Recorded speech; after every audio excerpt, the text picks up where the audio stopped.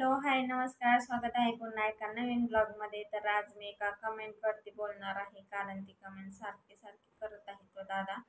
कारण की माझे केस एवढे लांब आहे, एवढे छान आहे, सर्वांना माझे केस आवडतात, मला सुद्धा खूप आवडतात माझे केस. तर तो दादा सारखीच कमेंट करत आहे की शॉर्ट हेअर कट करा. कोण बघणार आहे माझे शॉर्ट हेअर? हे लॉंग हेअर सगळ्यांना आवडतात. छान, तर रोज माझे व्हिडिओ बघतात, छान छान कमेंट करतात.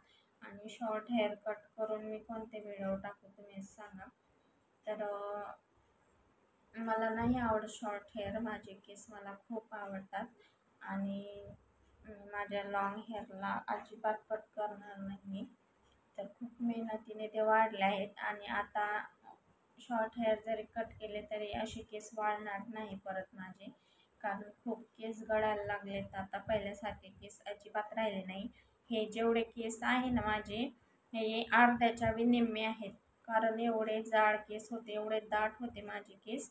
तर आता खूपच गळाले आहे माझे केस, खूपच लांब आणि दाट होते. वाळ पण भरपूर होती, आता केसांची वाळ पण कमी झाली आणि गळायला पण खूप लागले, खूपच गळायले, म्हणजे अर्ध्याचे पण अर्धे राहिले ते केस. खूप म्हणजे जाड केस होते, केसांची थिकनेस पण छान होती. तर आता खूप पतले झालेत माझे केस.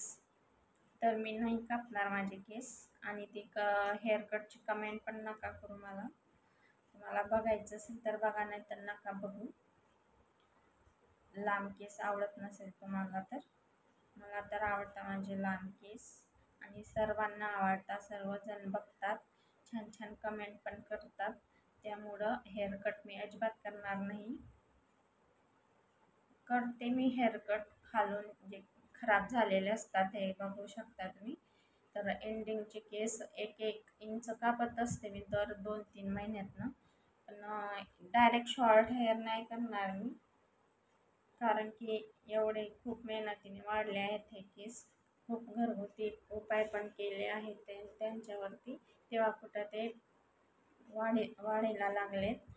तर चला, तर मग बाय, भेटू पुन्हा नेक्स्ट ब्लॉगमध्ये. आणि स्वस्त राहा, मस्त राहा. चला तर मग बाय.